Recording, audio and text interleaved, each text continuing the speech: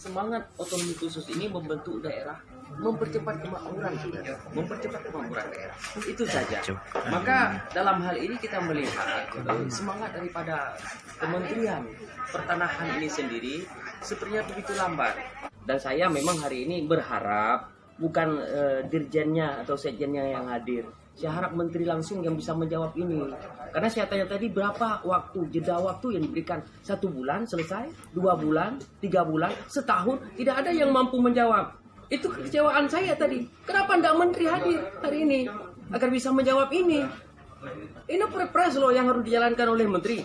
Kalau memang dia nunut dan patuh kepada presiden, kan itu. Kalau seandainya dalam tahun ini tidak selesai ini direalisasi menyangkut dengan pelimpahan wewenang dari Badan Pertanahan Nasional kepada Badan Pertanahan Aceh, ini adalah dosa kementerian, dosa menteri, apalagi dia ini orang Aceh yang tidak mengerti historinya orang Aceh bagaimana, ya.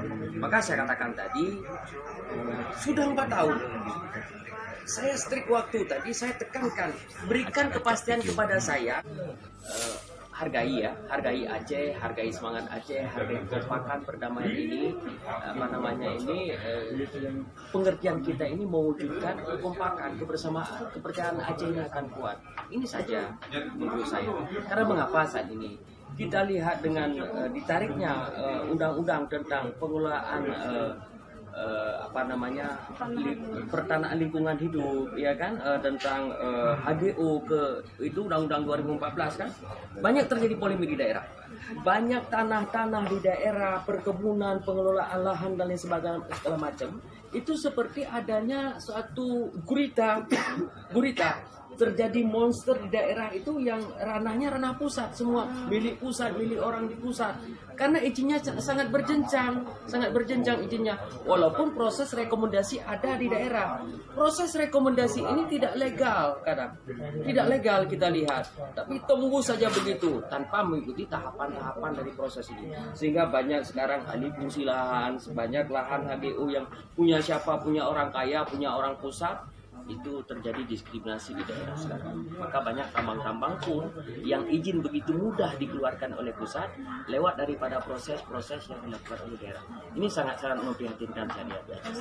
Berarti perubahan pengalihan dari BPN ke BPA ini sendiri merupakan ini juga ya Pak, salah satu bentuk dari kebebasan dari otonomi khusus. Iya, percepatan kemauan daerah.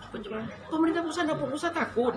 Kalau ini hari ini katanya berapalah pemasukan dari tanah di Aceh itu cuma 16 miliar. Kami berapa yang kami gelontorkan untuk Badan Pertanahan Aceh? 186 miliar. Bukan itu ukurannya sekarang ini. Kalau memang sudah dia kelola 186 miliar, wajar.